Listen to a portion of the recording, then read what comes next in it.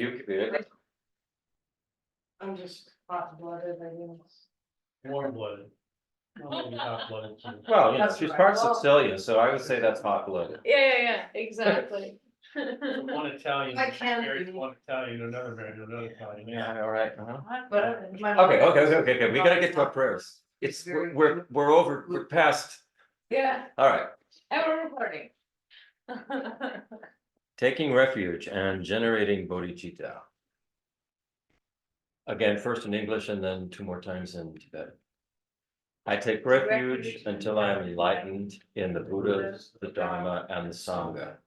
Through the positive potential I create by listening to teachings and the other paramitas, may I attain Buddhahood for the sake of all sentient beings. Sangye chodam sogi chognam la Jangchu bardu dagni kyapsu uchi Dagi jinzo gipe sonam ki Drola penchir sangye drupasu Sangye chodam sogi chognam la Jangchu bardu dagni kyapsu uchi Dagi jinso kipe sonam ki Rola penchir sangye drupalshu. The 4 immeasurable thoughts. May all sentient beings have happiness and the causes of happiness. May all sentient beings be free from suffering and the causes of suffering. May all sentient beings be inseparable from the happiness that is free from suffering. May all sentient beings abide in equanimity, free from attachment for friends and hatred for enemies. And then on top of the next page, the 7 limb prayer. And here we imagine that that the Buddha, assembly of bodhisattvas and Buddhas and our spiritual teachers are all in the space in front of us as we say this. Reverently, I prostrate with my body, speech, and mind, and present clouds of every type of offering, actual and mentally transformed. I declare all my negative actions accumulated since beginningless time, and rejoice in the merits of all holy and ordinary beings. Please remain until samsara ends, and turn the wheel of dharma for sentient beings. I dedicate the merit created by myself and others to the great enlightenment. And then the mandala offering. And here what we want to imagine, let's get more to the point here, is that all sentient beings have the capacity to become enlightened because of the nature of our clear light mental continuum. So with this mandala offering, let's imagine that all beings are on this path. And indeed they are on the path to enlightenment, and that this will occur. Sajipati Jokshin Medo Dramri Rablingji Nidegyevadi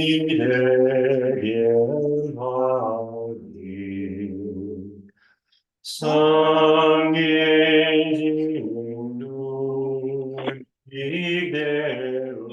Can I get an inspection?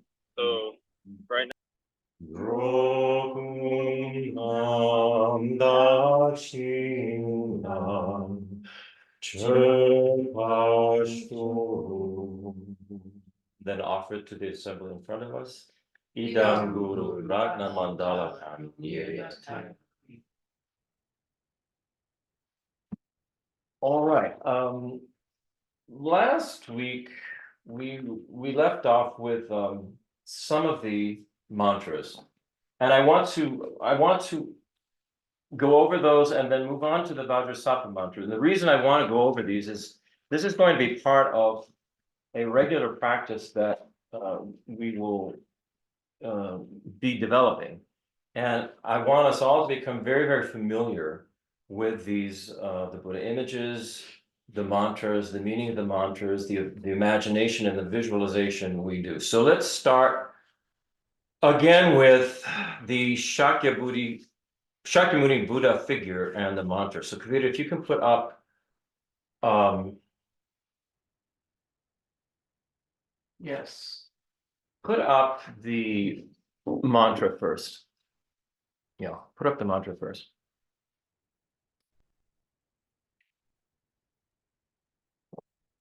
So there's the mantra. It's pronounced Tayata Om Muni Muni Maha Muniye Swaha. The Tayata, as I said before, it sort of indicates it's like this. This is how this goes. Thus it is. And the Om refers to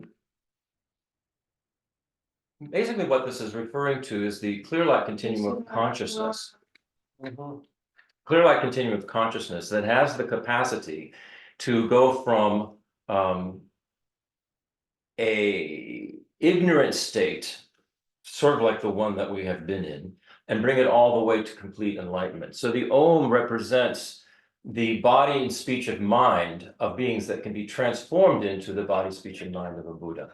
That's one way of looking at it, and that's how to look at it with this particular mantra, that Shakyamuni Buddha, Om, this is what he did. This is what he was capable of doing, and we're all capable of doing that.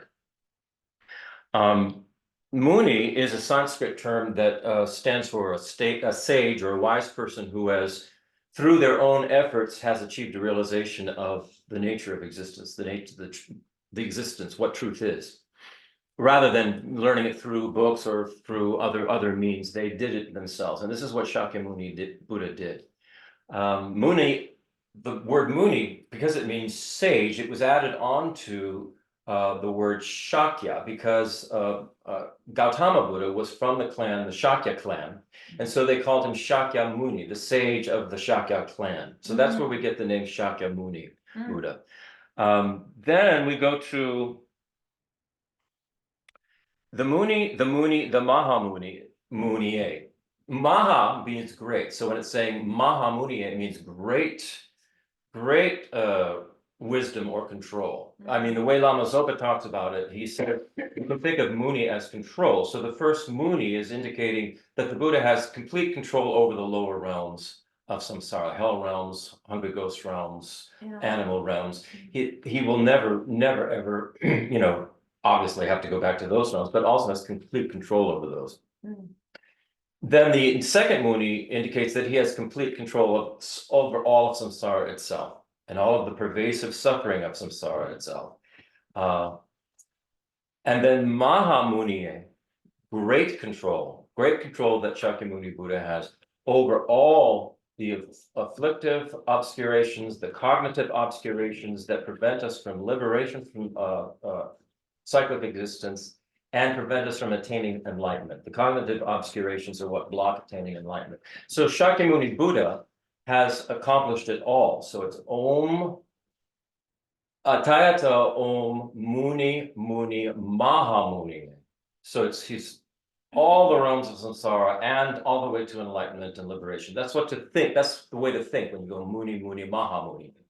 And then Swaha is a term that Sanskrit term that means something like, may a blessing rest on this. May a blessing rest on this mantra. And the way Lama Zopa puts it, and I love the way he puts it, is that we receive, absorb, and get the blessings of this mantra when we say it. And may those blessings take root and grow in us. So we're going Om Muni Muni Maha Muni Swaha, feeling that we're receiving these blessings from the Buddha, that the blessings take root and grow in us. And that's in all of these, actually, we should think that way with the mantras, but it's specifically said in this particular mantra. Okay, so now we can go to the image of Shakyamuni.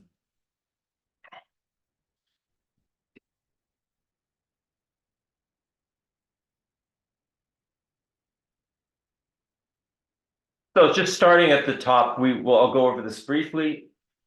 At the very crown, it looks like there is either an illuminated jewel or a flame in some statues, and for instance, statues from Thailand for the Buddha, they'll show a flame coming out of the very top.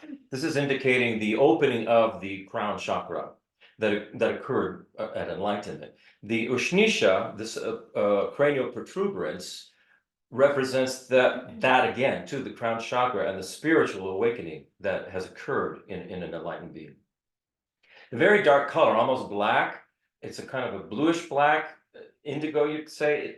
Blue, whenever you see blue in this, there'll be like blue in the Chenrezig, blue in Manjushri.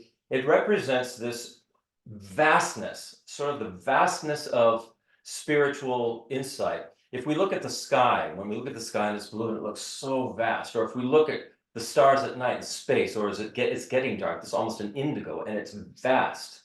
So existence itself is vast.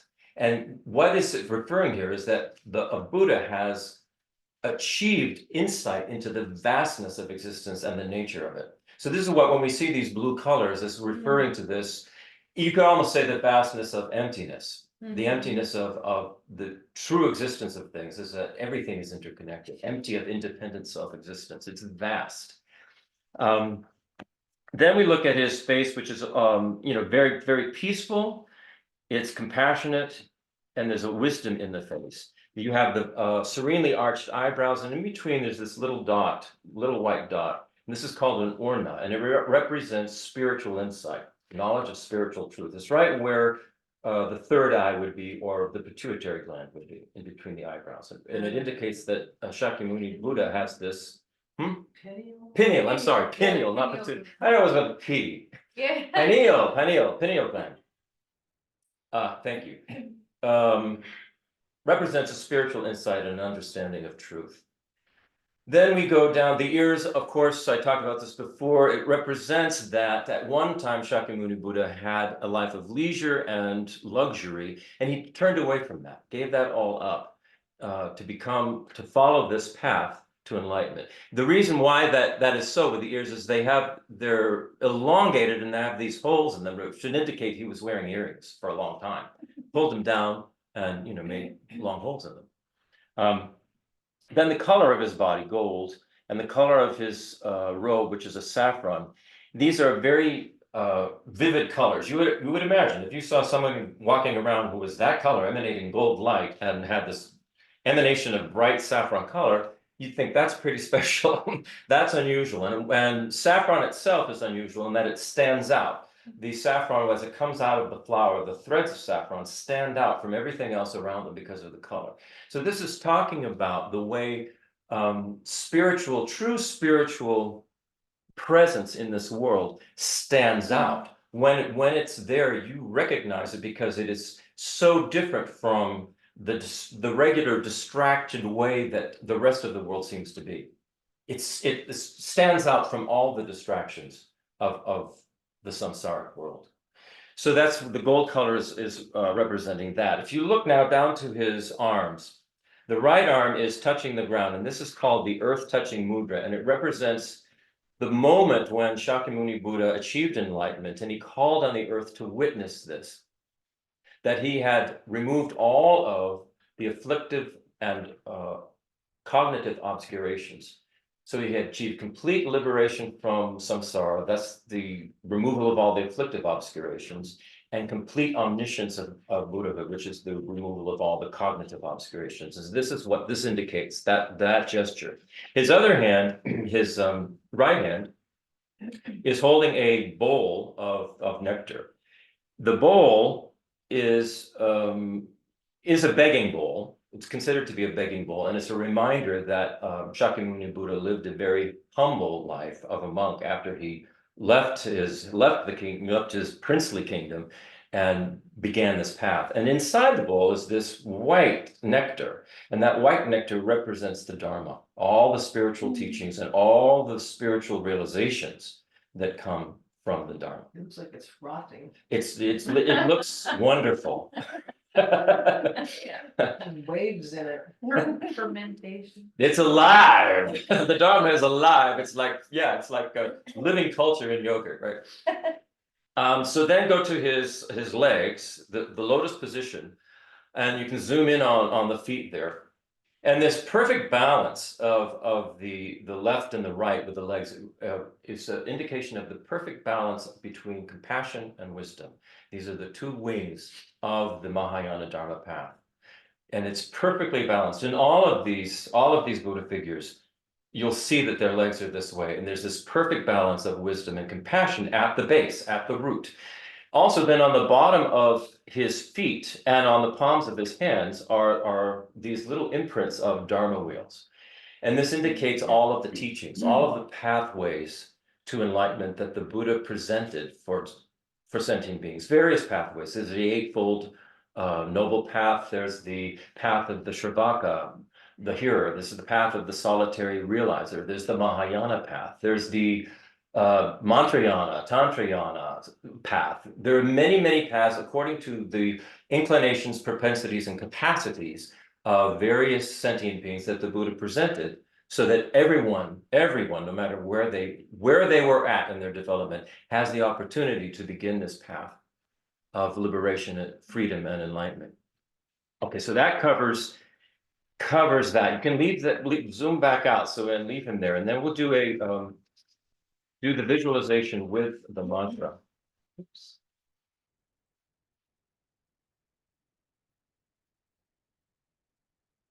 So this may help you if you close your eyes, but maybe while we're listening to this, you could sort of burn this picture into your mind so you can imagine this.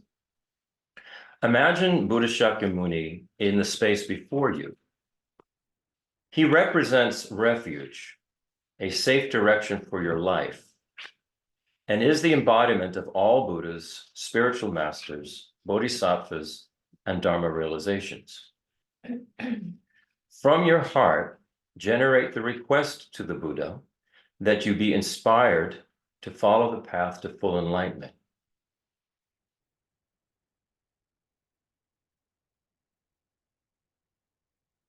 Make this request on behalf of all living beings who are trapped in samsara.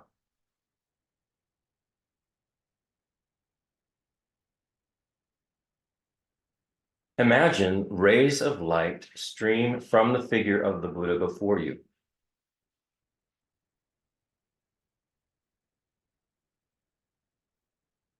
This light enters your body and quickly removes all negativities, obscurations, and hindrances, freeing you to progress quickly on the path.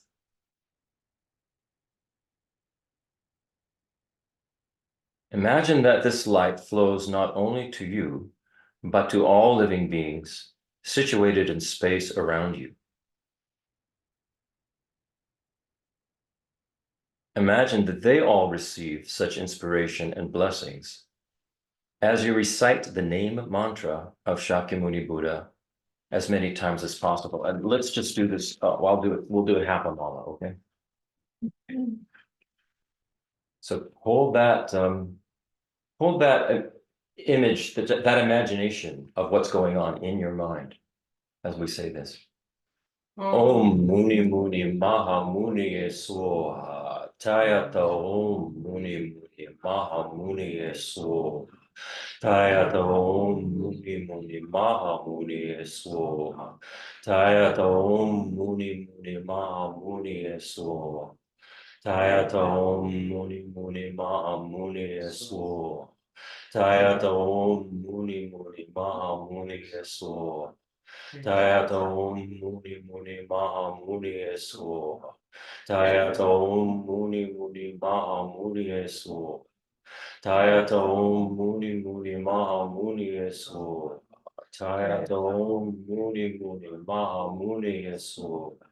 Tayata Om Muni Muni Maha Muni Swaha. Tayata Om Muni Muni Maha Muni Swaha. Tayata Om Muni Muni Maha Muni Swaha. Tayata Om Muni Muni Maha Muni Swaha. Tayata Om Muni Muni Maha Muni Swaha.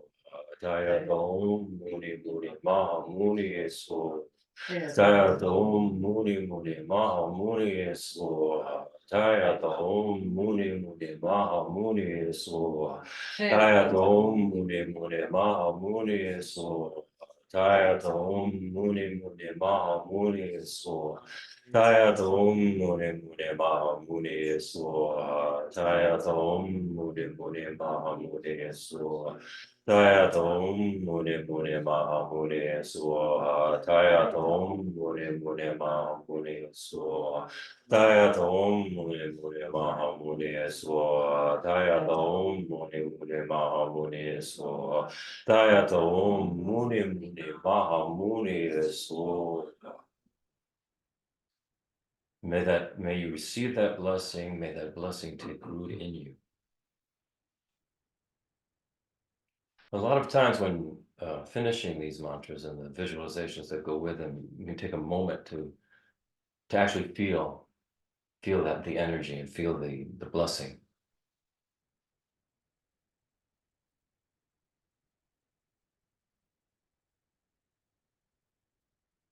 As you get familiar with these and you spend time on your own with these, they can be very energetically pretty powerful and wonderful, really.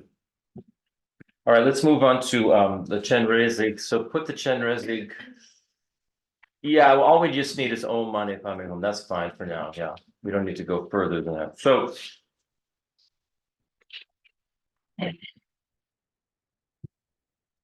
again, this starts with Om, and as Ajay pointed out, Om itself is a Sanskrit word, and Om, it's a Sanskrit word, all right.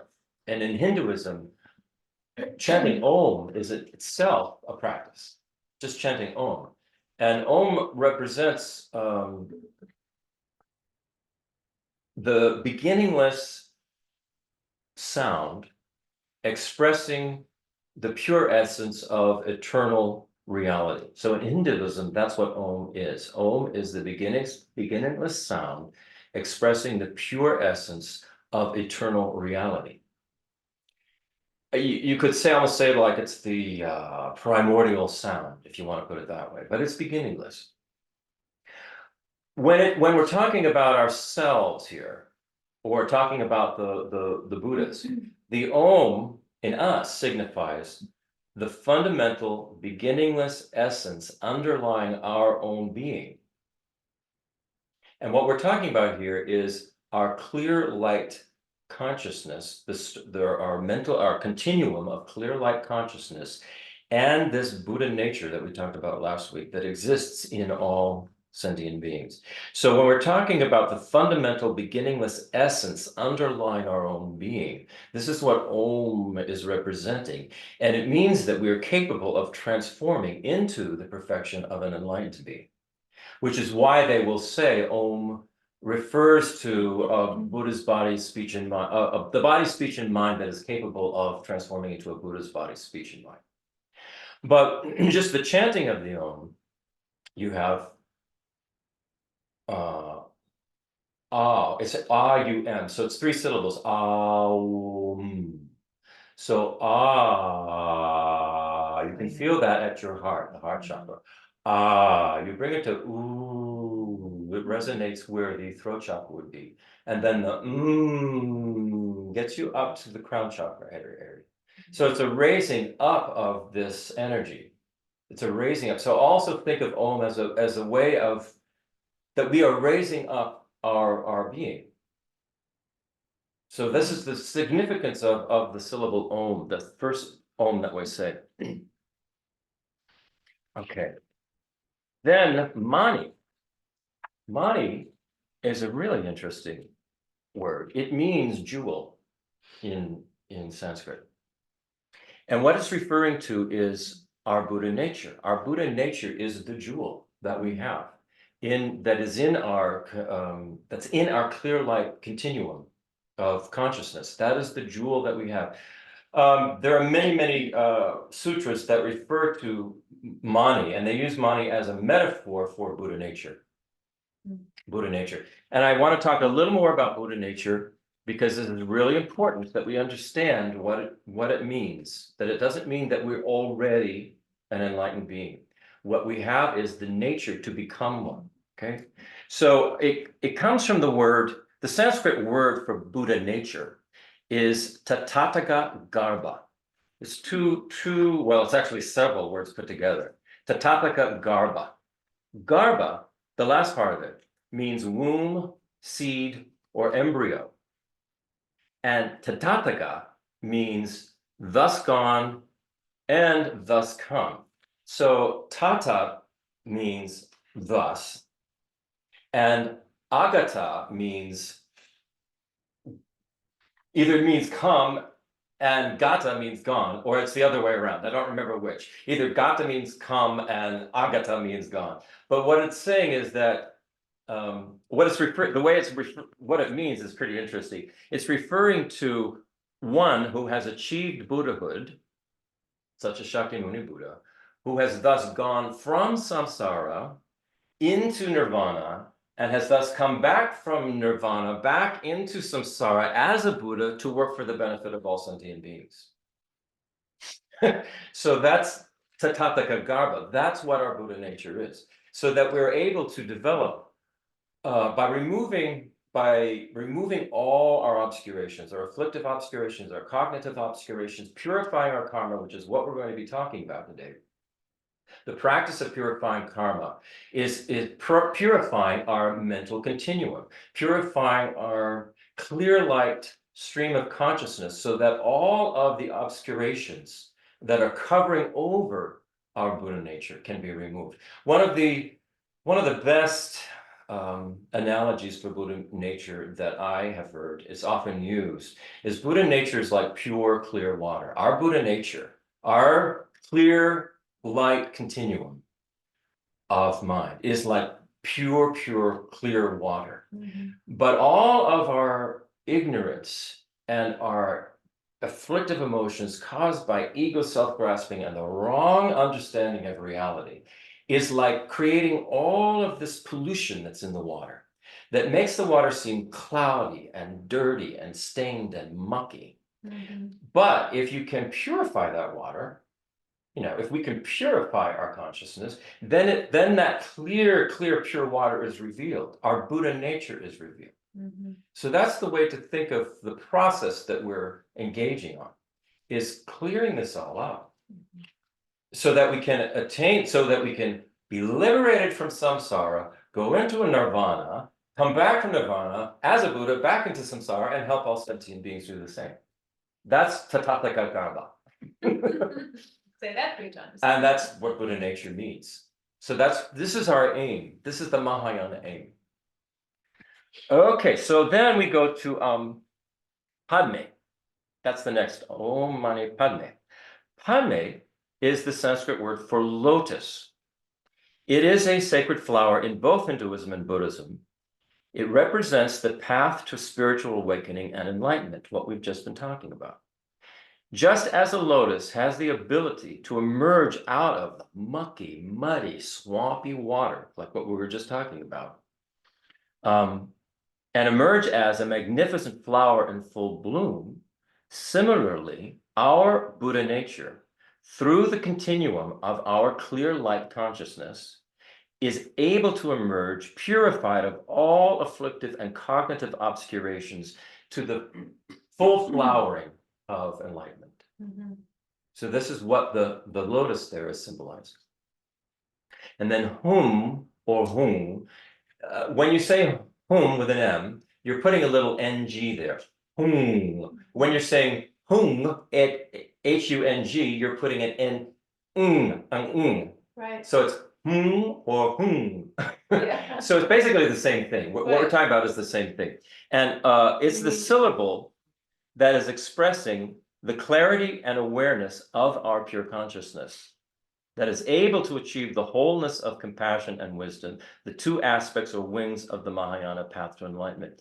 So there is a syllable, a Sanskrit and a Tibetan syllable, I think it's the last. It's the blue, dark blue. The dark blue one up there. I don't have, well, it's also, let's see, on this drawing, it's the dark blue, the last, Yeah. that's it, that's hum. Yeah. they often say to visualize that there's a hum right at your heart chakra. This is our consciousness, the essence of our consciousness, hum, this ability to clean up and transform. So this whole Om Mani Padme Hum is Om, again, talking about this process that we can attain enlightenment, that the Mani is the jewel of our Buddha nature. The Padme is rising from the swampy water to this magnificent flowering of Buddhahood. And the Hum that's our essence. So this is what the mantra is referring to. So now we go to the visual of Chenrezig.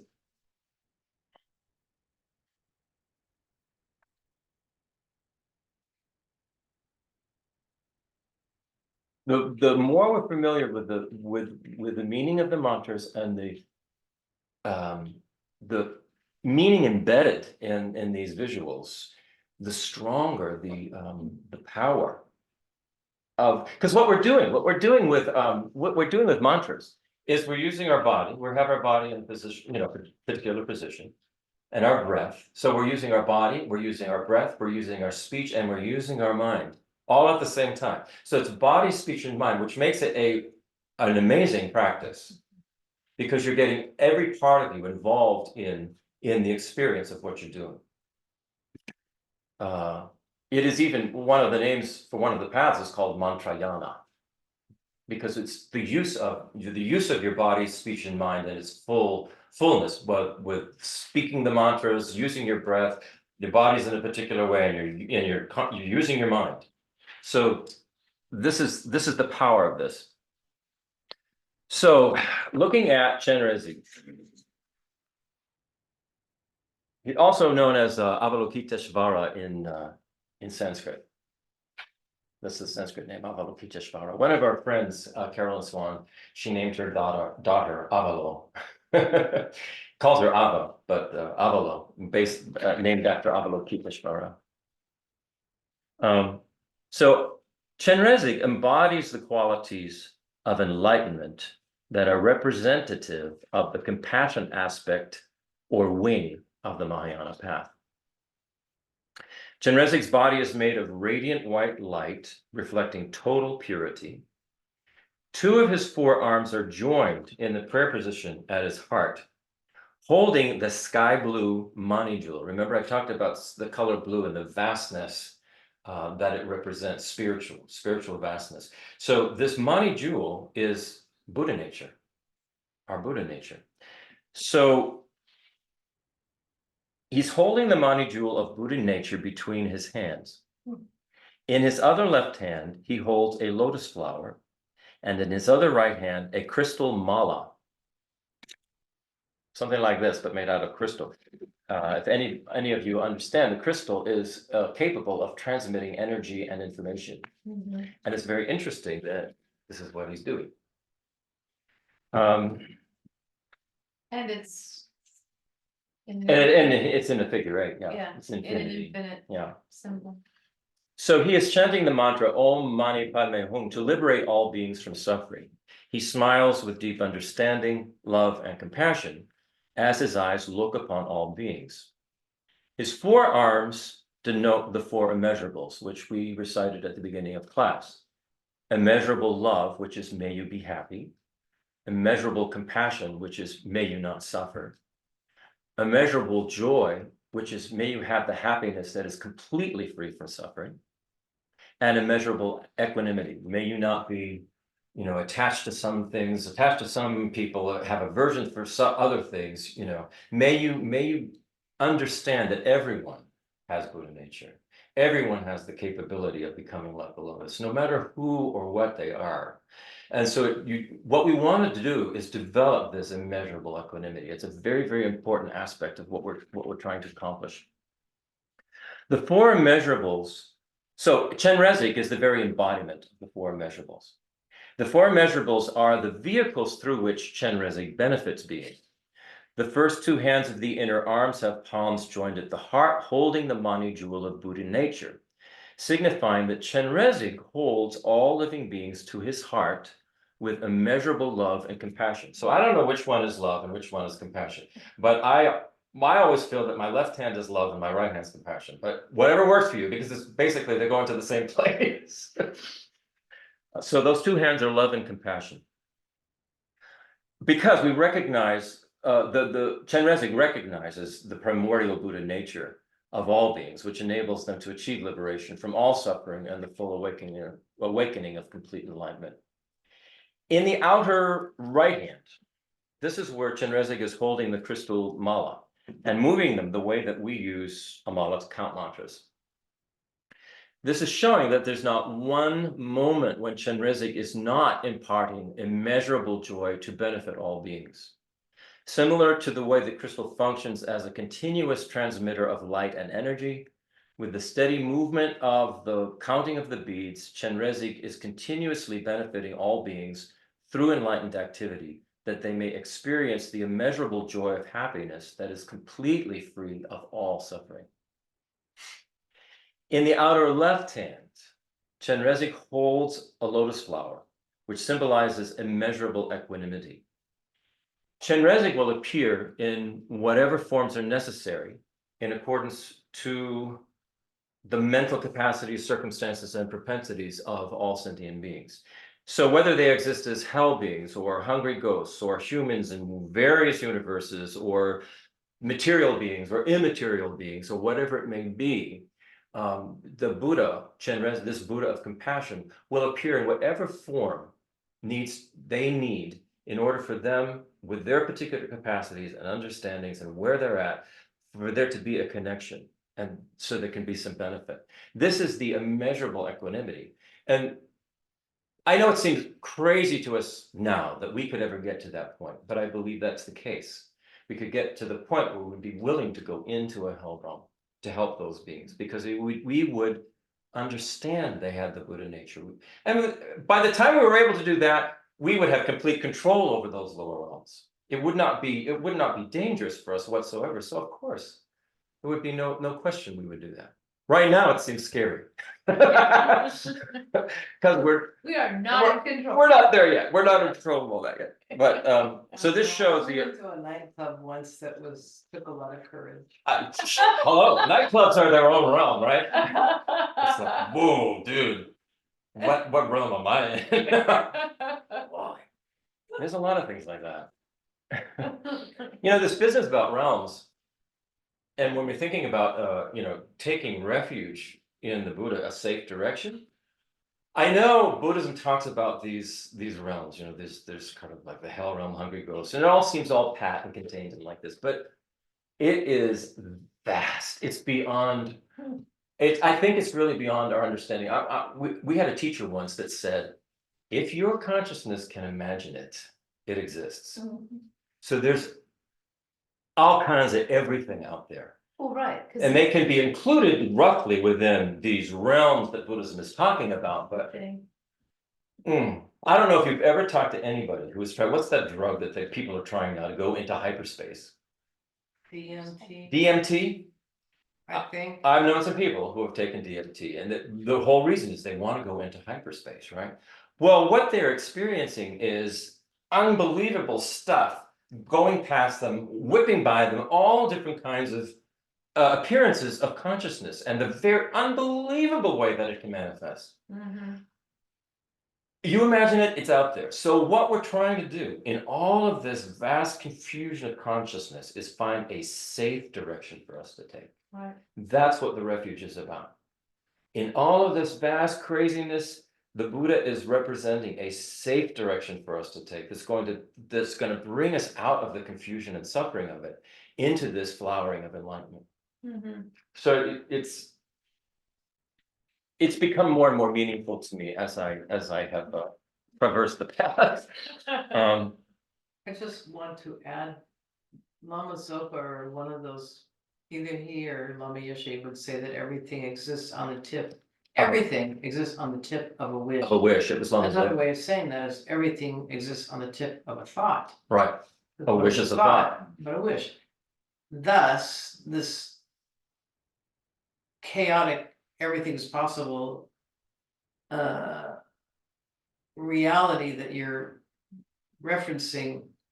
The question, the reality is that what's coming first is the thoughts of sentient Mhm. beings are creating this appearing. Right. All we have to do is just look at the world, our It's planet. not that there's like, some predefined.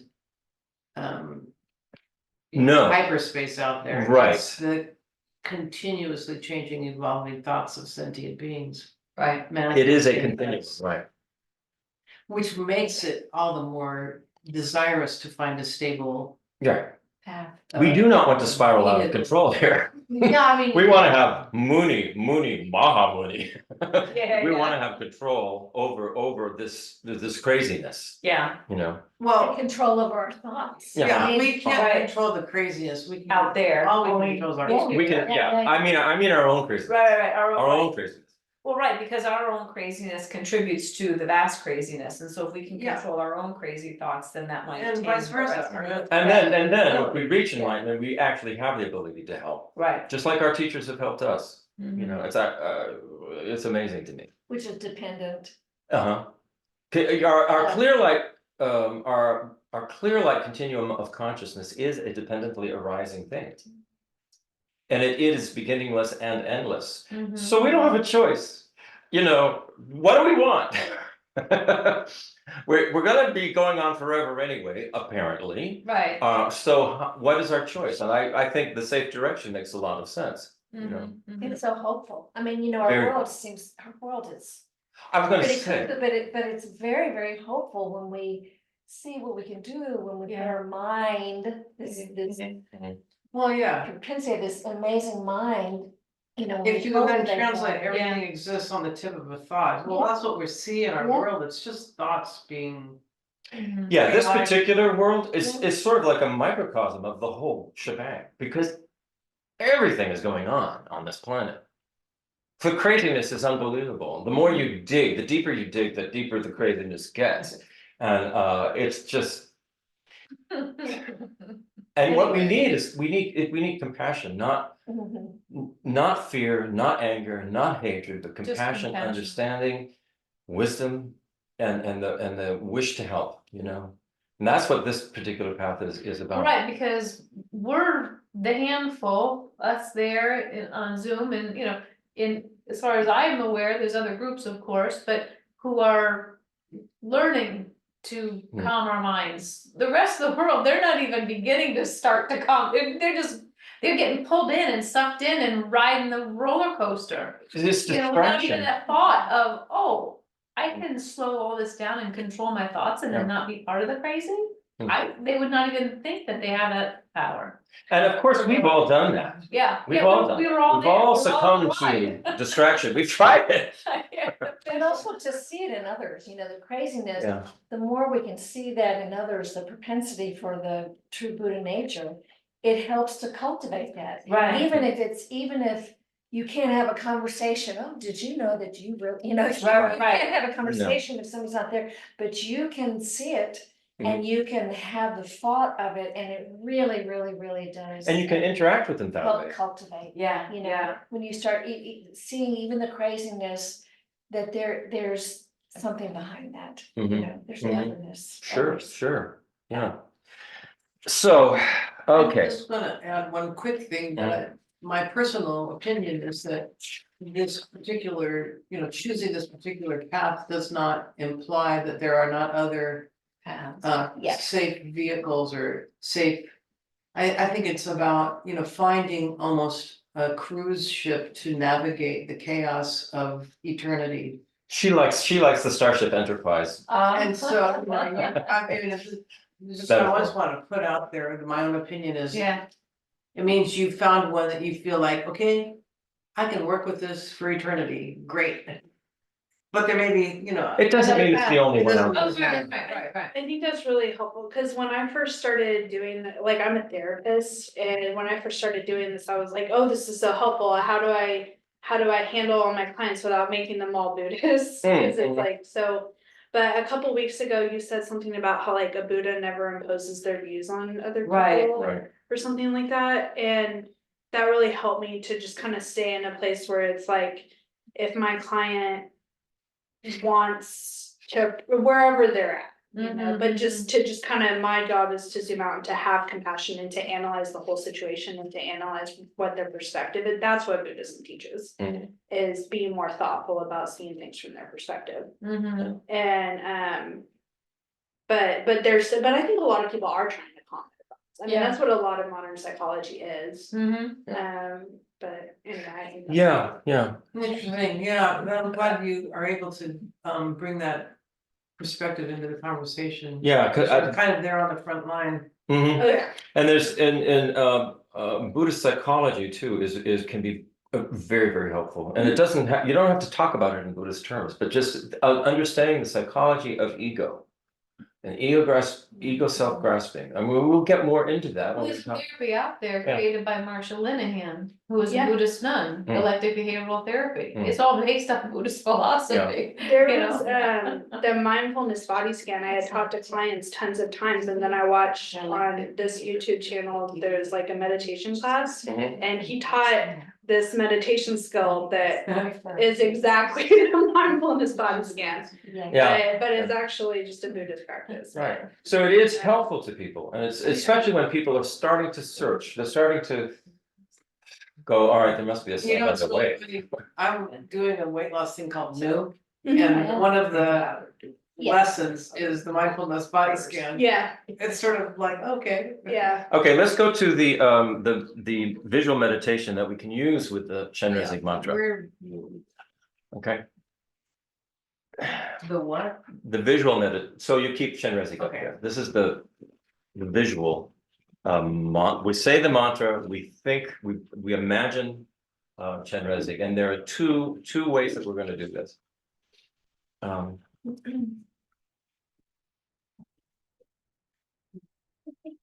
Imagine Chenrezig in the space before you.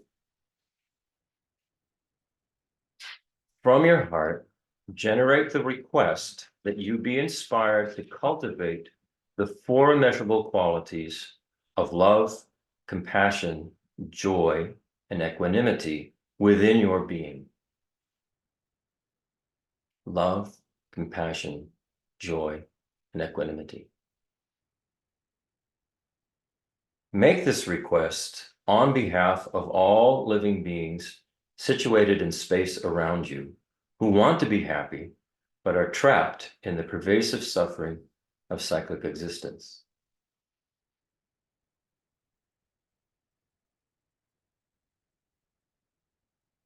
Chenrezig's body, with 4 arms and hands, is made of radiant white light, and his face looks upon you and the countless beings around you with great kindness and understanding. Chenrezig holds your Buddha nature at his heart in the form of a sky blue jewel between his 2 inner hands of love and compassion.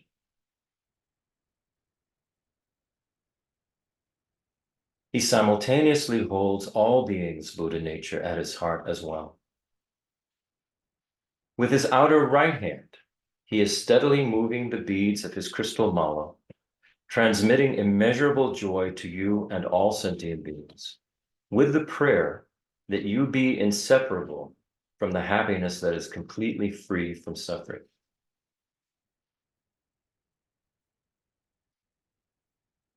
In his outer left hand, he holds a blue lotus flower by its stem in a gesture of immeasurable equanimity for you and all sentient beings.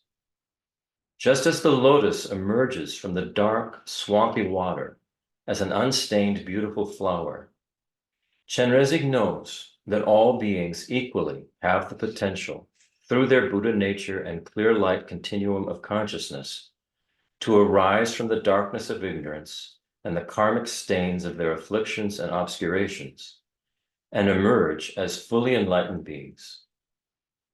Imagine that you and all sentient beings receive, absorb, and keep these blessings as you recite Chenrezig's mantra. And we'll do this again for half a mantra, and then there's a second part to this, okay? So hold that. I like to switch my hand to the right hand because I'm left-handed, but I want to do what Chinese does. Okay. Om mani padme hum, Om mani padme hum, Om mani padme hum, Om mani padme hum, Om mani padme hum, Om mani padme hum, Om mani padme hum, Om mani padme hum, Om mani padme hum, Om mani padme hum, Om mani padme hum, Om mani padme hum, Om mani padme hum, Om mani padme hum. Momane padme hum, Momane padme hum, Momane padme hum, Momane padme hum, Momane padme hum, Momane padme hum. Momane padme hum, Momane padme hum, Momane padme hum, Momane padme hum, Momane padme hum, Momane padme hum. Momane padme hum, Momane padme hum. Nia, one of then as you're chanting, so Momane padme hum. Oh my, you just keep it going, keep it going. Hold that. And next, imagine that a duplicate Chenrezig emerges from the heart of Chenrezig before you and comes to the crown of your head.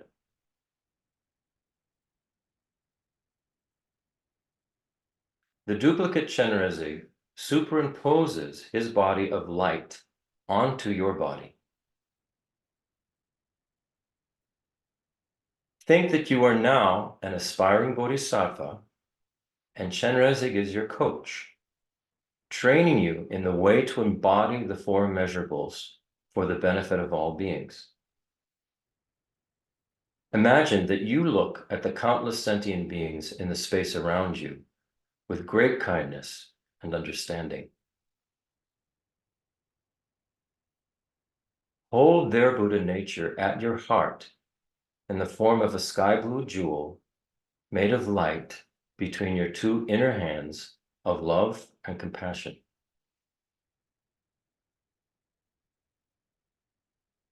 In your outer right hand, imagine you are continually moving the beads on a crystal mala, transmitting immeasurable joy to all beings with the prayer that they be inseparable from the happiness that is completely free from suffering. In your outer left hand, you hold a radiant blue lotus by its stem in a gesture of immeasurable equanimity for the countless beings around you. Know that all beings equally have the potential through their Buddha nature and clear light continuum of consciousness to arise from the darkness of ignorance and the karmic stains of their afflictions and obscurations and emerge as fully enlightened beings. Imagine that all sentient beings receive, absorb, and keep these blessings as you again recite Chenrezig's mantra. We'll do this another half a mala. So hold those images in your mind. Om mani padme hum, Om mani padme hum, Om mani padme hum, Om mani padme hum, Om mani padme hum, Om mani padme hum. Padme hum, Om mani padme hum, Om mani padme hum, Om mani padme hum, Om mani padme hum. Padme hum, Om mani padme hum, Om mani padme hum, Om mani padme hum, Om mani padme hum, Om mani padme hum. Padme hum, Om mani padme hum, Om mani padme hum, Om mani padme hum, Om mani padme hum, Om mani padme hum, Om mani padme hum. Momane padme hum, Momane padme hum, Momane padme hum, Momane padme hum.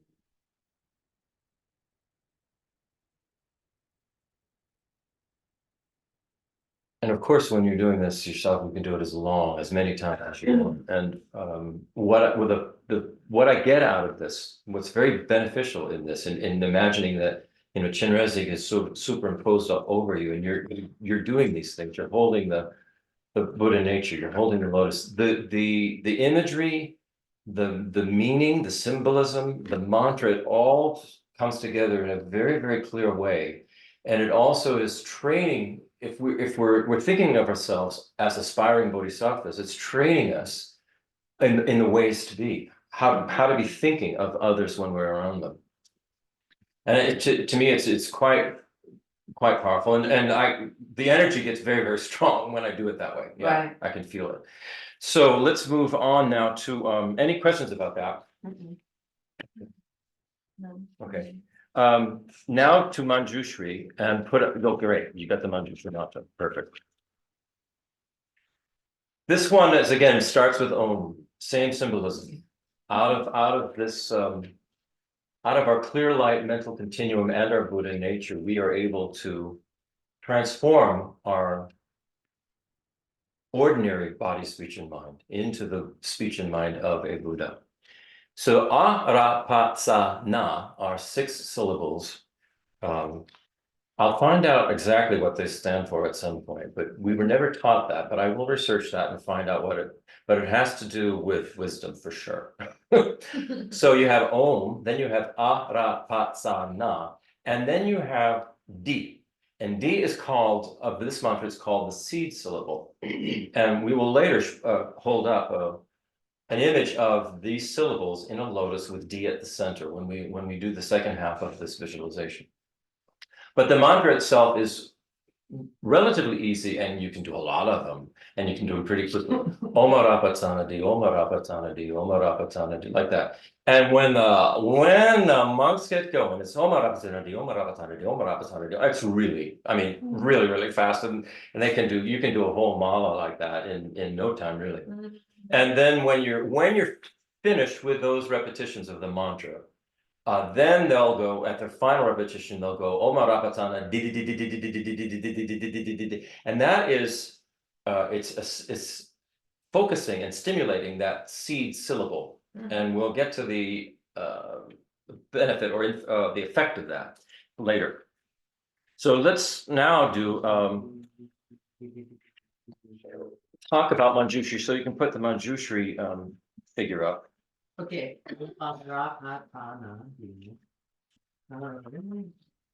Oops.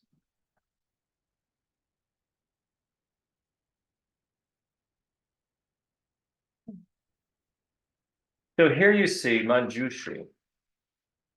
And Manjushri has again, a saffron color. It doesn't come through the way, for instance, His Holiness the Dalai Lama describes it.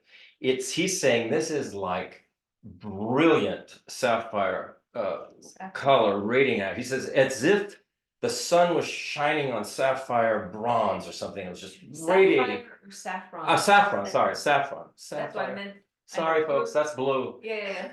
I knew what you were meaning, but It's a sap thing. it's a sap thing, yeah. Saffron. So sorry, folks.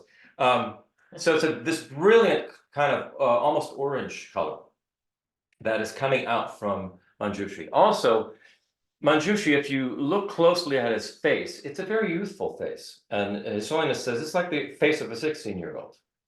And what many have said when they finally have the direct realization of emptiness, it's like this flash of, just very you could see why you would say youthful, because it's this very, very invigorating, this flash of energy. Another thing that they say, it's like a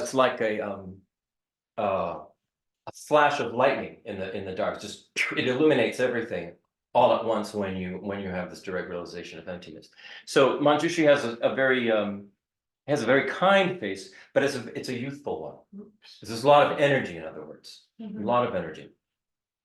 So you can zoom back out again, and in Manjushri's right hand, sort of holding it going over his head, he's got a sword. Now zoom real close up, Kavita, to the handle of the sword, where he's holding it in his hand.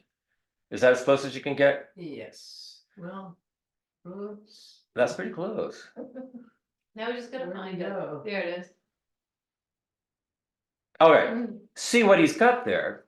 The handle of that sword is a vajra. This is a vajra. A vajra. That's what the handle is. Vajra is it's a combination of two things. It's called, vajra means diamond, and diamond is very hard. In other words, it's indestructible. You would say that's the symbolism. Another symbolism is that there was a mythical weapon called a vajra, which they called it a lightning bolt. So it had the power of when there's a big huge thunder and there's this lightning bolt and this powerful thunder. That's what the power of the Vajra, the mythical weapon, was like. That has that power to cut through, like the lightning just illuminates everything all at once, and it's super powerful. This is what a direct realization of emptiness is, they say, is like. So the Vajra, so what he's, the sword there, the base of the sword is this very, very powerful, indestructible quality. Now, of course, that indestructible quality is our Buddha nature. It cannot be destroyed. Our clear light continuum of consciousness is eternal, beginningless and endless. It cannot be destroyed. So the sword itself, again, which is a deep blue color. So we're talking again about this vast wisdom. We're talking about emptiness that understands the actual nature of reality. And a realization of emptiness. And you see how the sword has two sides to it, two blades. There's a line going down the middle, and so it's a double-edged sword. As it gets towards the tip, the two edges come together. So the very tip, it's no longer double-edged, and it comes to a point. And you'll see that there's a flame starting towards the base, and then that flame wraps around the sword, and then completely kind of winds around the top part of the blade. And this is representing this flash, this fire, this illumination of wisdom, when there's a realization that there is no dual, there is no self and other. There is no conventional reality that's separate from ultimate reality. These two, everything becomes non-dual. There is no subject and object that are actually separate. When we get into how the mind is working, and we've talked a little bit about this, this is all emanation of the mind. And when we understand that this non-dual nature, then it cuts through our ego self-grasping, it cuts through the delusions that arise because of that. It cuts through everything that's muddying up our water and clears it out with this flash. So this is what the sword is symbolizing, that it's able to cut through our delusions, cut through the obscurations, cut through the afflictions, cut through the wrong views that we have, and bring it all to one point. Then look at his other hand and zoom in a little bit on that so that we see, okay, there we go. So with his left hand, he's holding the stem of a lotus, and he's holding it right at where his heart chakra is. So if you think again, if the heart chakra is where our clear light mind abides, our Buddha nature abides, it is indestructible. They call it, the monks call it, there's an indestructible drop of energy there. They say it's about the size of a mustard seed. I mean, very, very, very small. It's an indestructible drop that goes from lifetime to lifetime to lifetime to lifetime. It's never, never gone. It cannot be destroyed. It's not destroyed when we die. That indestructible drop is holding our Buddha nature and our clear light continuum. So from that point, you see the stem of the lotus. The stem of the lotus is going out towards the left and winding up and coming right underneath his ear and blooming into a lotus flower right below his left ear. And in the center of that lotus flower is the Prajna Paramita. This is the wisdom sutra that explains Buddha's explanation of emptiness, the nature of reality. So when you are saying this mantra and visualizing this deity, and then when you you embody this yourself as practice, you're sort of getting this idea of what it is you're doing with the wisdom practices. You're cutting through all of these delusions. You're cutting through a dualistic view of things, getting to the actual nature of what reality, what the self and what phenomena is. And through listening to these wisdom teachings, you are training your mind to go deeper and deeper and deeper in its understanding. So it's a dual process. And again, in Buddhism, when they're talking about the two paths of wisdom and compassion, compassion will always be on your left. If you're looking at the Buddha, then it's on the Buddha's left. So Chen Rezi would be sort of to the Buddha's left. But if it's you, Then the compassion side would be on the left, and the wisdom side would be on the right. So if you look at what Chenrezig is doing, he's holding this sword that is cutting through. You look at his face is very kind, it's very compassionate. He's saying, this is the way you're actually going to be free. This is the way you're going to be happy. It's totally connected with compassion, but his focus is wisdom. But we will be able to cut through all of these delusions that cause us all the suffering. And what we need to do on the wisdom side of it is to understand these teachings, to listen to them, absorb them, meditate on them, practice them. So this is what Manjushri is showing here. So here now we'll go for a visualization combined with the mantra, Om Arahat Samadi.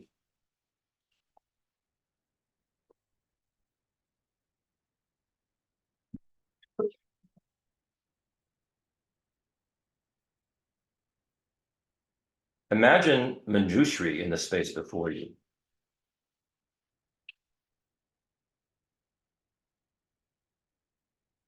From your heart, generate the request to Manjushri that you be inspired to have the motivation, the enthusiasm, and the perseverance to develop your understanding of the profound view of emptiness.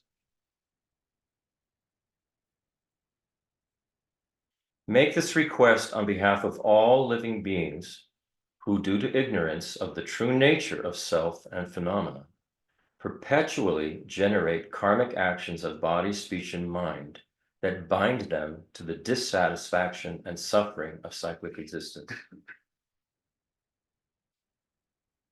Manjushri's body is made of brilliant saffron light that radiates out like the sun in all directions to dispel ignorance and wrong views. His fresh and youthful face looks upon you and all the beings situated in space around you with love and wisdom. In his right hand, he holds the Vajra handle of a deep blue double-edged sword wrapped in a blaze of fire towards the tip, where the two edges come together and meet. This sword of wisdom cuts through afflictions and obscurations resulting from ego self-grasping ignorance that can lead to nihilism, and the dualistic two-sided views of self and other, conventional reality and ultimate reality, and subject and object. In his left hand, he holds the stem of a lotus at his heart. The stem winds its way up towards his left side to just below his left ear, where it blossoms into a lotus flower, which holds the Prajnaparamita Perfection of Wisdom Sutra. This signifies that by listening to wisdom teachings, studying them, absorbing them, and allowing them to take root in us at our heart, we develop the methods to cut through our ignorance and ego-based views. Imagine that you and all sentient beings receive, absorb, and keep these blessings so that they take root in your hearts as you recite Manjushri's mantra many times. At the end of the last round, repeat the final syllable D many times, focusing its energy at the center of your heart chakra, where the indestructible drop of energy which contains your clear light continuum of consciousness and Buddha nature resides. Okay, so we'll do half a mile of these. Om Arahat Om Arahat Om Arahat Om Arahat Om Arahat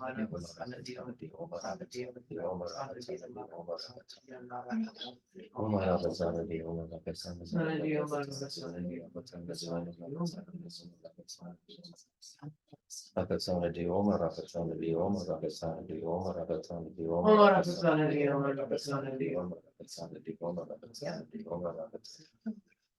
Om Rabatsana di Om Rabatsana di Om Rabatsana di Om Rabatsana di Om Rabatsana di Om Rabatsana di Om Rabatsana di Om Rabatsana di Om Rabatsana di Om Rabatsana di Om Rabatsana di Om Rabatsana di Sana di Om Rabatsana di Om Rabatsana di Om Rabatsana di Om Rabatsana di Om Rabatsana di Om Rabatsana di Om Rabatsana di Om Rabatsana Om Rabatsana di Om Rabatsana di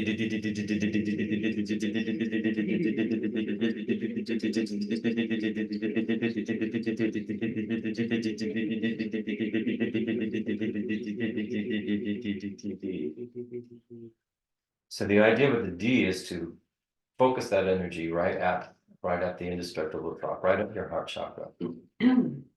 Okay, now we're going to do this with where we visualize ourselves now as Manjushri.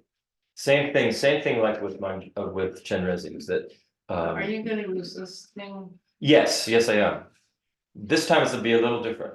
But visualize that Manjushri comes to the crown of our heads, same way Chenrezig did, and as sort of like a coach, he's training us as a bodhisattva, trying to gain an understanding of emptiness. He's training us in how to embody this.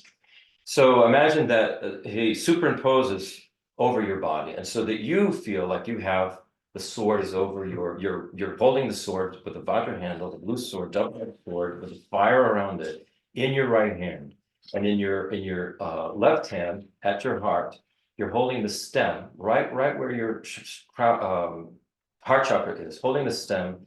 It comes up to the left, and at your left ear is the open lotus with the Prajnaparamita Sutra in it. Here's what we want to visualize at our heart now.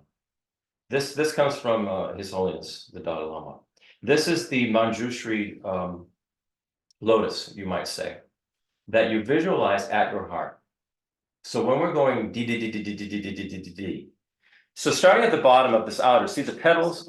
Yeah, The very, very bottom petal, that's Om. upside down, but on. Yeah. Then the second one is Ah. The third one is Ra. The fourth one is Pa. Any of us who have been studying with Dickie know this, Pa. Om, Ah, Ra, Pa. Then the fifth one, Sa. Om, Ah, Ra, Pa, Sa. And then the seventh one is Na. The one in the center is D. This is the seed syllable. So when we're saying D, D, D, D, D, D, D, D, D, D, D, visualize that D right at your heart chakra. So visualize this at your heart chakra. When we get to the, well, you can do it the whole time if you want, but particularly when we get to the DDD, because it's important to sort of get this whole thing going, feeling it, what the meaning of it, okay? So let's do that. So imagine that Chenrezig, and then all the sentient beings are still around you, and you are radiating out to them. All right, imagine that we do that, and then we'll go to the DDDDs and visualize that. When we go to the DDDDs, visualize this Manjushri lotus at your indestructible drop. Okay. Om Ragatandi, Om Ragatandi, Om Ragatandi, Om Ragatandi, Om Ragatandi, Om Ragatandi, Om Ragatandi, Om Ragatandi, Om Ragatandi, Om Ragatandi, Om Ragatandi, Om Ragatandi, Om Ragatandi, Om Ragatandi, Om Ragatandi, Om Ragatandi, Om Ragatandi, Om Ragatandi, Om Ragatandi, Om Ragatandi. Om Ragatandi, Om Ragatandi, Om Ragatandi, Om Ragatandi, Om Ragatandi, Om Ragatandi, Om Ragatandi, Om Ragatandi, Om Ragatandi.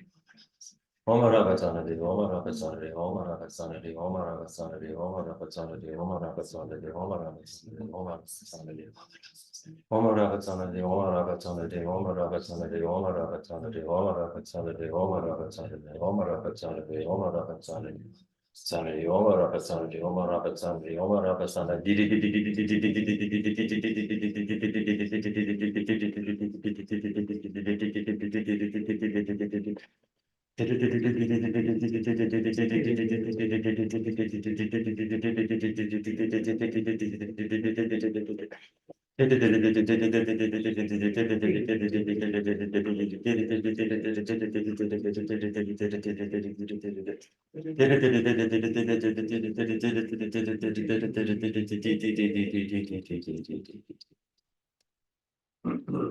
The saying that the D, you know how we've talked about in the past. You can put us back on the camera. We've talked about in the past how we have this energetic body that's superimposed exists with our physical body. And we have a series of channels and chakras. And we talked about these two channels that come through the nostrils, which will, why there are breathing exercises we'll do at the beginning of, often at the beginning of meditations.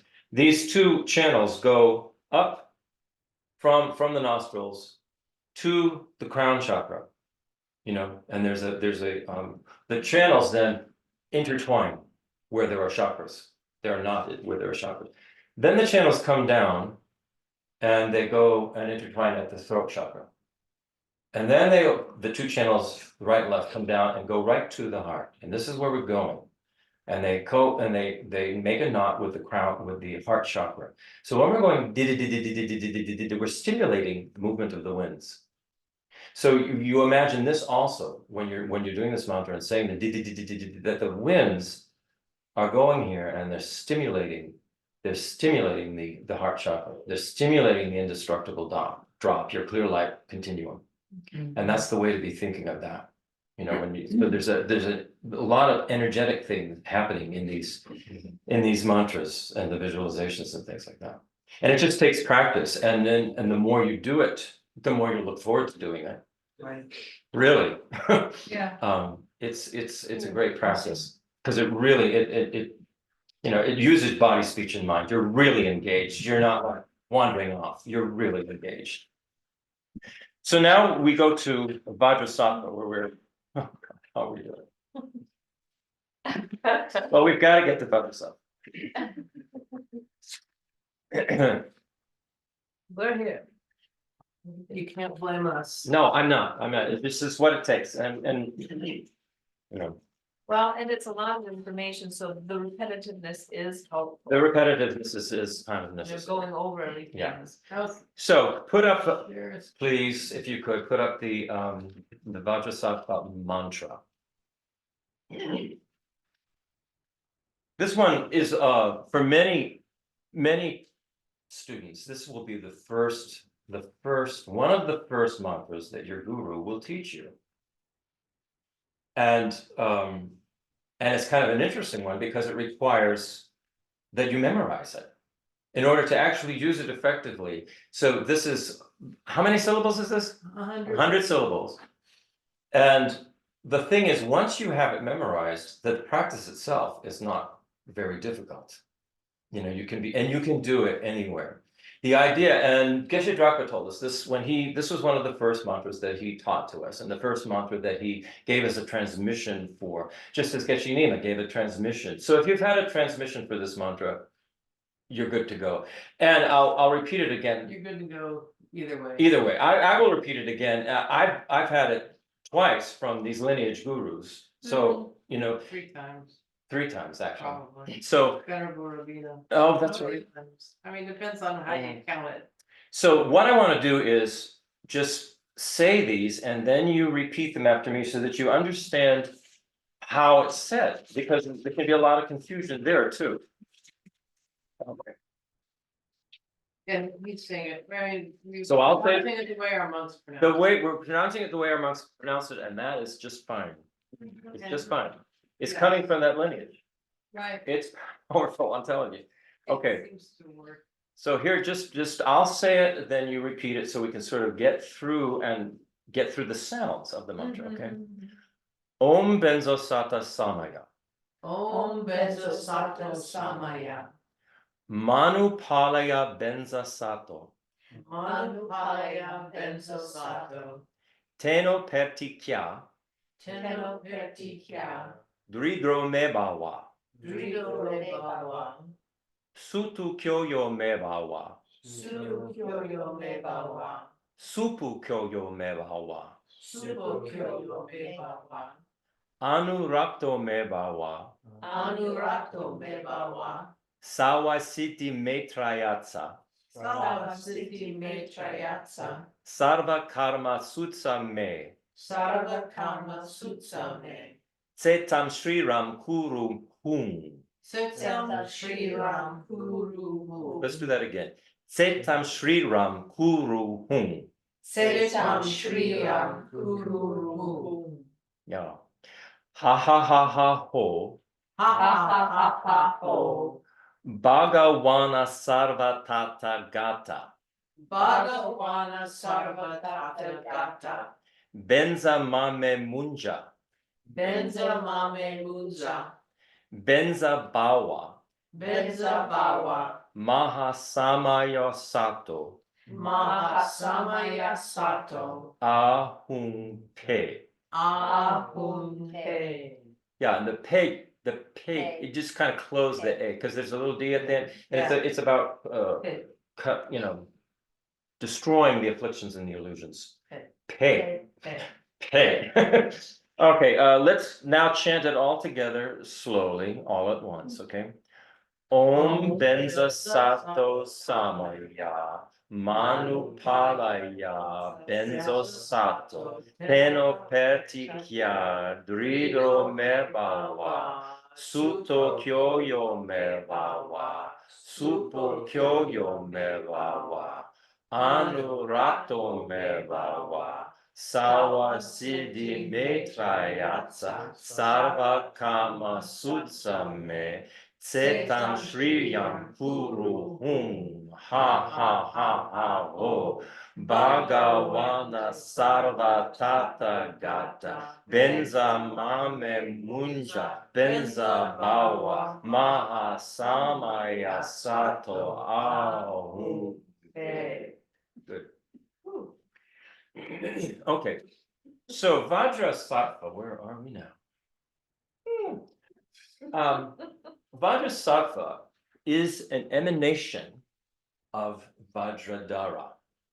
And you may have heard in some of our prayers, our opening prayers, it says, may I speedily attain, these are in the final dedications, may I speedily attain the state of Vajradhara. Well, who's that? Who's Vajradhara? Vajra, always, like I said, refers to this indestructibility, either the diamond or the thunderbolt, so it's very powerful and it's indestructible. So Vajra is referring to that. Vajradhara is what is called the primordial Buddha. We all have the potential of Vajradhara within us. When Shakyamuni Buddha finally attained enlightenment, he attained the state of Vajradhara. It's the state that is potential in all of us. It is like they say, it's like, you could say primordial, not meaning the first, but like the beginningless Buddha that we all have. That's Vajradhara. Vajradhara is blue in color, deep blue in color. So this is another path in Buddhism. It's called the Vajrayana. Yana means path. Vajrayana, which is this indestructible path, or it's called the Mantrayana, where you're using the body, speech, and the mind in this. It's a very effective and powerful way to meditate and gain realization. Or it's called Tantrayana. Tantra means a weaving together. So what you're weaving together is all the aspects of the compassion wing and the wisdom wing, and all into this this holographic wing where everything is merging together. So it's called Vajrayana, Mantrayana, or Tantrayana. So they're sort of interchangeable. As I said, Vajrasattva is an emanation of Vajradhara. And Vajrasattva is being one of the first mantras that gurus will often teach their students. It does not require any kind of initiation, like you would need an initiation to practice a tantric deity. You'd need an initiation, such as an initiation in Kala Chakra, or Hevajra, or Guhya Samaja, or Yamantaka, and this requires a qualified lineage holder, such as His Holiness the Dalai Lama, or somebody like Geshe Nima, or somebody like Geshe Drakpa, a very qualified lineage holder who can give you that empowerment, that tantric empowerment, or mantrayana empowerment, or vajrayana empowerment. Vajrasattva does not require that. Vajrasattva is to help us get there. So Vajrasattva, in a sense, represents that, is a representative of that third vehicle. So if you have Shakyamuni Buddha in front of you and he's in the center, that represents the refuge, right? Then you imagine, coming out of Shakyamuni Buddha's heart, there's Chenrezig, and Chenrezig goes over to the left on Chenrezig's lotus, and it's slightly lower than Shakyamuni Buddha. Chenrezig represents the compassion aspect of the Mahayana path. Then imagine coming out of Shakyamuni Buddha's heart, is Manjushri, and he goes over to the Wisdom. wisdom one. That would be the left of Shakyamuni, our right as we're looking at it. And that represents the wisdom. Then also coming out of Shakyamuni Buddha's heart is Vajradhara. And Vajradhara goes behind Shakyamuni Buddha and represents the Vajrayana, Tantrayana, Mantrayana path. Then coming out of Shakyamuni Buddha's heart is your guru. So it could be His Holiness the Dalai Lama. For most of us, we can use His Holiness the Dalai Lama, and think of that as that is the physical embodiment and the teaching us. It's our way of getting the info from the Buddha is through our gurus. So it could be, for me, it would be Geshe Drakpa, it would be Geshe Nima, it would be His Holiness the Dalai Lama. I always put for Robina there. You can do as many as you like. Right. And you can have them all around. But this we'll get to later as we go to practice. I just wanted to let you know where the Vajrayana fits. It's in all of this. So there's the compassion wing, the wisdom wing, the refuge, and then there's the gurus, and then there's the Vajrayana wing. This is all part of visualization you do at the beginning of your studies. It's in liberation in the palm of your hand, and we will get to that. We will definitely get to that. It's all when we recite this 7-limb practice, 7-limb prayer, it's all in there, and we will get to that. So You're reminding me of Venerable. I know. Yeah, It's just, remember that. we'll get to that. We'll cover that. I know she says it all the time. 1228. I guess that's about as far as we should go right now. The next practice, what we're going to get to next time, is in Manjushri. He talks about karmic actions we should avoid of body, speech, and mind, and karmic actions we should cultivate of body, speech, and mind. The karmic actions we should avoid are going to sort of remove our negative karma, start to remove it. We can purify it, in other words. But it requires also the actions that we're cultivating the opposite of these. And as we cultivate the opposite of these, this really, really purifies our mind stream. So it's going to require both, and in the purification, it's going to require Vajrasattva. We're going to use Vajrasattva as a means to purify these particular karmic actions that since beginningless time, we've been involved in body, speech, and mind. And they become very, very habitual in us. And this is why it takes practice to purify them and get them out of our continuum of consciousness. So that's where we're going to go next time. Sorry we didn't get to it, but it was important to cover all of this and familiarize ourselves with this so that we can do the whole practice. Well, because I think like next time, we've already gone over the 3 of them twice now. And now we'll get to Vajrasattva. get to them next time because we've already, and then. Good to do more Vajrasattva, so, right. I think we should it's keep good. repeating them so we get familiar with them. There's just a lot of information. Yeah. So repetitive And And I'm sorry I didn't have time this week to do the what do you call the study guide, so that you could this will all be in the study guide. I also didn't have time to even upload the video it was a very, very busy week. Yeah. But I will do that so that you can study it on your own. But we will go over it in the session so that we become more and more familiar with it. Okay, let's do our dedication prayers. Any questions before? On any of that? Any confusions or? Okay.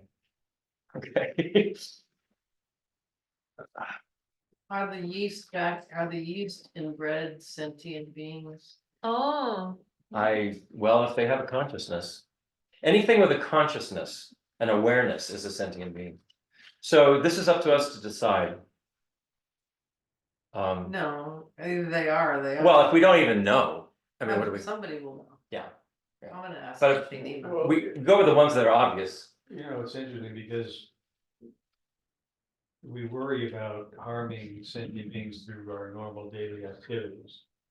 And obviously every step we take, we step on a lot of things that maybe sentient beings are harming. So I said to Geshe Nima, you know, at the monastery, you have agriculture going on, you know, you're planting trees, you're planting crops, you have cows out of it.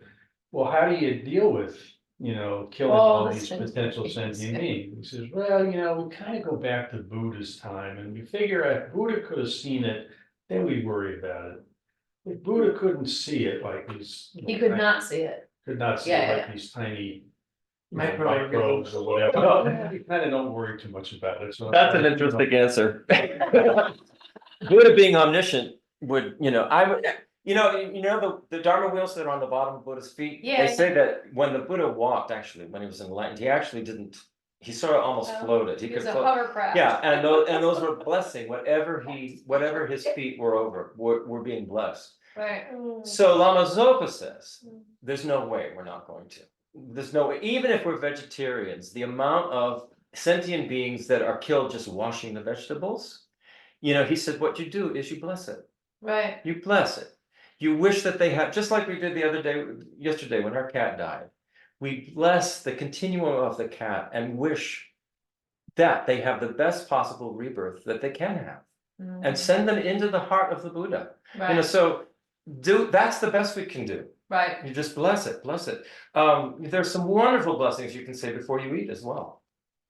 Yeah, I try to start my day with that, like I just, already I'm sorry for any sentient being that I might kill during the day, and Right. please forgive me and have an auspicious rebirth, just to kind of like cover the basis. Because as Lama Zopa said, there's no way. You can't, Right. you can't avoid it. We are in samsara, Yeah, and that's what goes on. yeah.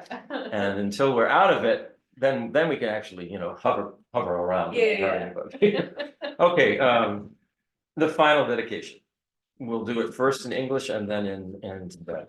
Not the final, well, yeah, I guess we need to do final because we're way past. Yeah. All right, final dedication. In all my lives, may I not be separated from true lamas and enjoy the splendor of Dharma, fully perfecting the virtues of levels and paths. May I speedily attain the state of Vajradhara. Kyewa kundu yang da long dreme chaki long chochi sarang hang ki on ten razone dorje changi gopang yor tokshu. Thank you, everybody. Thank you, Christopher. And Dorje Chang is Vajradhara. Dorje is Vajra.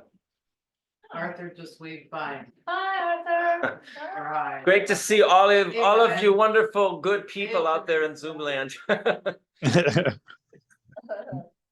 feel like romper room. Everybody remembers Robert Roba. Yeah. Was yours named Miss Jean? Yes. Yes, I guess they were all Miss Jean. Buddy. Yeah, we had a Miss There Jean was in one. Massachusetts. I loved her. Remember romper room? Okay, I'm going to She was the one stop who the got recording everything and said everything.